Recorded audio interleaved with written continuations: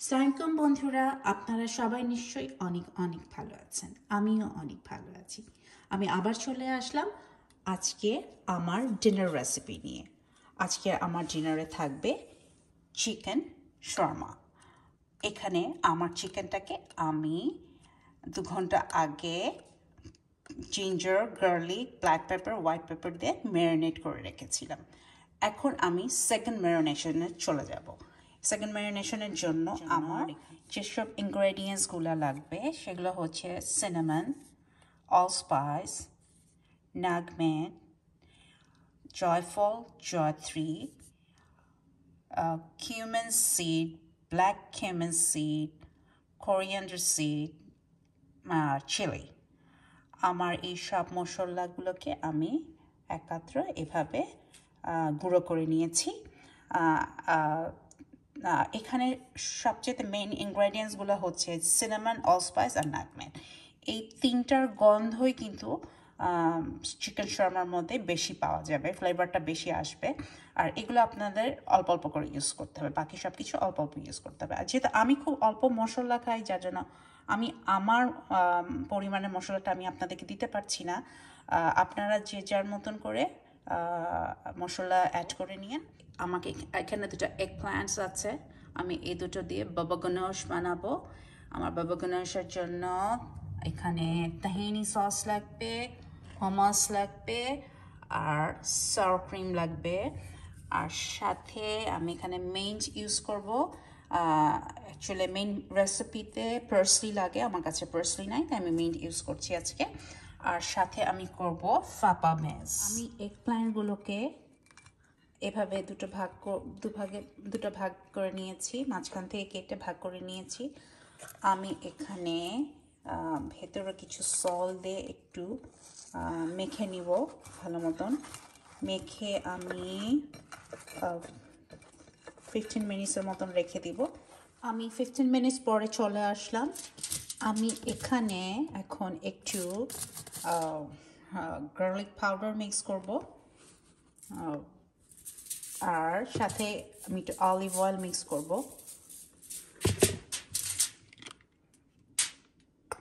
Olive oil আর গার্লিকটা mix করে একটু মেখে নিয়েছি, মেখে আমি আবার দুটোকে আটকে দিয়েছি। এখন আমি আমার ফয়েল দিয়ে দুটোকে র্যাপ করব। র্যাপ করে নিয়েছি, চারিদিকে ভালো মতো আটকে নিয়েছি যাতে কোনো স্টিম না বের হয়ে যায়। তা আমি এখন এটাকে আমার চুলার মধ্যে বসিয়ে দিব। এটাকে চুলার মধ্যে আস্তে আস্তে করে এটাকে একটু, এখনও হচ্ছে চুলাতে, তো একটু একটু নরম হয়ে আসছে। তো আমি একবার উল্টে দিয়েছি, আর একটু বারবারটা সরিয়ে সরিয়ে আমি একটু করে নিচ্ছি যাতে সব জায়গায় নাভাবে সেদ্ধ হয়ে যায়। আমার বেগুনটা সেদ্ধ হয়ে গেছে। তো এখন আমি এই পর্যায়ে অনেকে স্কিনটাকে উঠিয়ে ফেলে, ঠিক শুধু ভিতরের পোর্শনটাকে ইউজ করে, কিন্তু আমার কাছে বেগুনের স্কিনটাই খুব মজা লাগে, যার জন্য আমি স্কিনটা সহই এটাকে রেডি করব। তো আমি আমার এই বেগুনটাকে একটু ম্যাশ করে, এখানে মিন্সড গার্লিক করা আছে আর মেইনটা যে সেটাকে আমি কুচি কুচি করে কেটে রেখেছি। তো এটার সাথে আমি আমার বেগুনটাকে ম্যাশ করে মিশিয়ে নেব। এই প্ল্যানটাকে আমি ম্যাশ করেছি, করে আমি আমার গার্লিক আর মিন্টের সাথে এভাবে করে রেখেছি। আর এখানে আমার তাহিনি সসটা আছে, এটা হামাসটা, আর এটা হচ্ছে সাওয়ার ক্রিমটা। আমি এগুলোকে সব একসাথে মিশিয়ে একটু কতক্ষণ চুলার মধ্যে করে নিই। আমার এটা চুলাতে করা হয়ে গেছে। তো এই মুহূর্তে আমি একটু কাঁচামরিচ কেটে দিলাম। অরিজিনাল রেসিপিতে কোনো কাঁচামরিচ থাকে না, বাট আমি একটু পছন্দ করি একটু ঝাল ঝাল হওয়া। আর সাথে আমি আর একটু গার্লিক পাউডার অ্যাড করবো, যেহেতু আমি খুব গার্লিকের ফ্লেভারটা পছন্দ করি এর জন্যে। তো এখন সব মিশিয়ে আমি চুলা থেকে নামিয়ে একটু ঠান্ডা করে আমি এর মধ্যে অলিভ অয়েল দিয়ে দিব। আমি এখন আমার চিকেনটা রেডি করব। আমি চিকেনটা ম্যারিনেট করে রেখেছিলাম 1 ঘন্টা।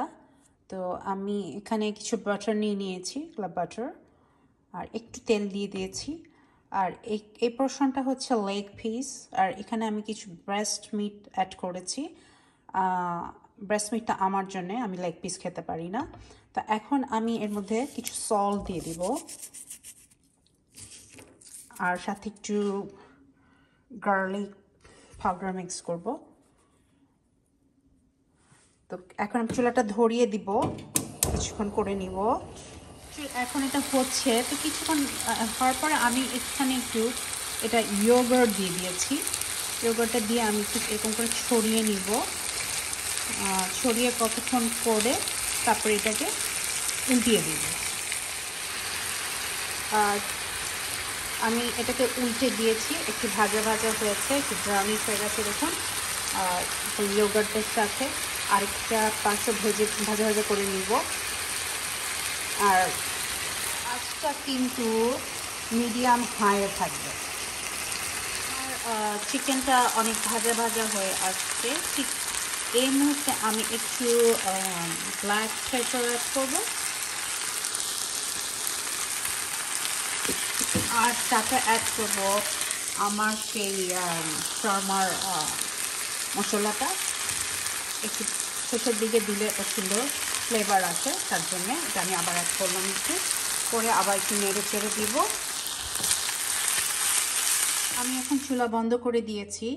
আমি আবার এখানে কিছু তেহনি সস, হামাস আর সাওয়ার ক্রিম নিয়েছি। এই তিনটাকে আমি একসাথে মিলিয়ে নিব। মিলিয়ে তারপর আমি আমার চিকেন শর্মাটার সাথে এটাকে একসাথে মিক্স করে নিব।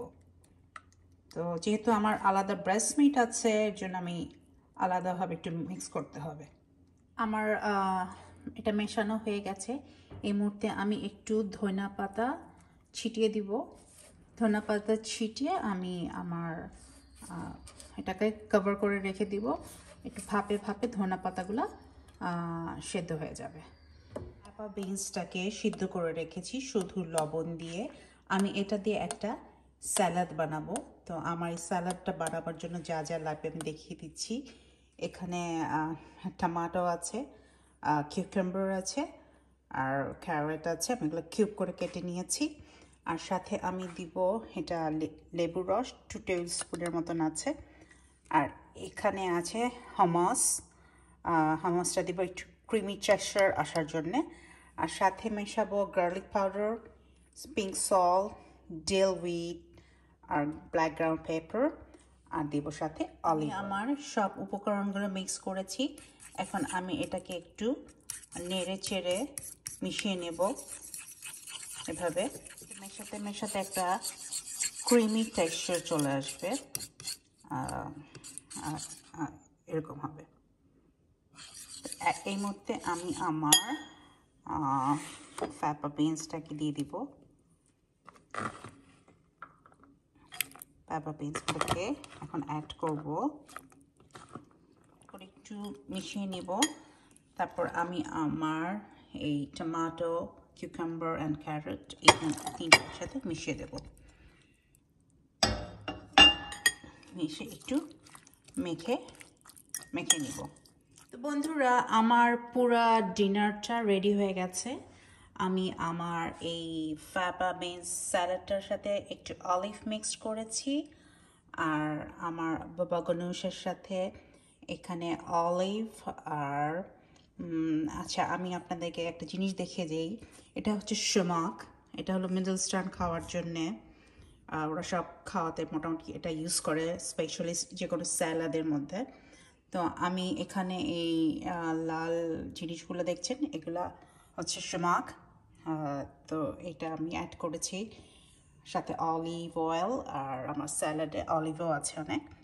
আর আমি আমার চিকেনের সাথে একটা রাইস করে নিয়েছি, সেটা গার্লিক পারমেজান রাইস। তো আমার পুরো খাওয়াটা এখন, ডিনারটা এখন রেডি হয়ে গেছে। তো আমরা এখন সবাই খাবো। তো জাস্ট আপনাদেরকে দেখিয়ে দিলাম আমার পুনার ডিনারটা।